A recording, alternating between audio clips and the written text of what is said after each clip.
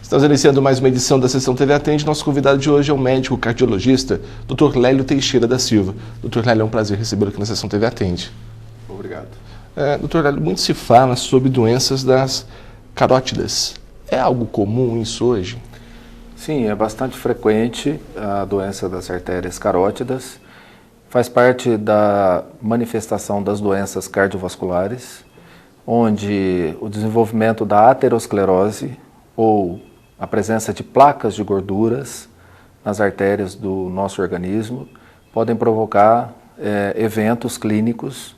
No caso da presença das placas de gorduras nas carótidas, podem provocar um AVC ou um derrame cerebral. E a mesma doença que ocorre também nas artérias coronárias, que podem levar a um infarto.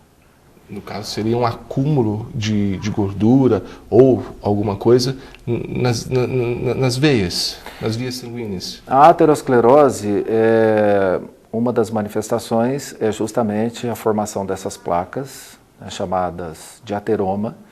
Na realidade, não são constituídas exclusivamente de gordura, mas principalmente, e elas podem se desenvolver, né, nas artérias carótidas, nas artérias coronárias, em artérias dos membros inferiores, causando então eventos isquêmicos cerebrais, do coração e isquemia dos membros inferiores.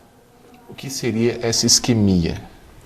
A isquemia é um termo que designa uma má oxigenação do tecido, um sofrimento devido à má oxigenação dos tecidos, justamente por uma obstrução dessas artérias, que são as artérias nutridoras desses territórios. Pode levar à morte?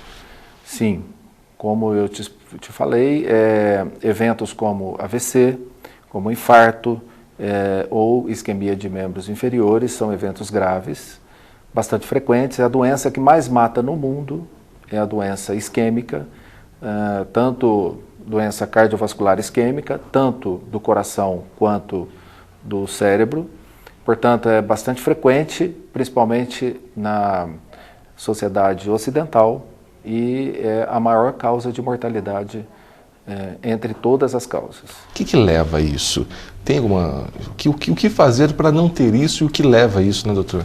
Sim, a aterosclerose tem os seus fatores causais bem conhecidos, que são basicamente a hipertensão, o diabetes, o colesterol alto, o tabagismo, o ato de fumar, cigarros, histórico familiar, sedentarismo, e com a idade também ocorre um aumento da incidência. Mas são fatores bem conhecidos e todos conhecem esses fatores. Pessoas mais novas, mais idosas, têm essa distinção de idades ou não? Todos estão sujeitos? A doença ela é mais frequente a partir de uma determinada idade, principalmente a partir da 4ª década, incidindo mais nos homens nessa faixa de idade. A partir da 5ª década também das mulheres, né, aumenta bastante a incidência. Porém, existem casos mais raros de indivíduos jovens que são acometidos pela doença aterosclerótica, principalmente casos de hipercolesterolemia familiar. É uma condição rara que os níveis de colesterol estão exageradamente elevados e que podem levar a eventos cardiovasculares precoces. O colesterol, então, tem que ser uma preocupação para evitar esse tipo de doença?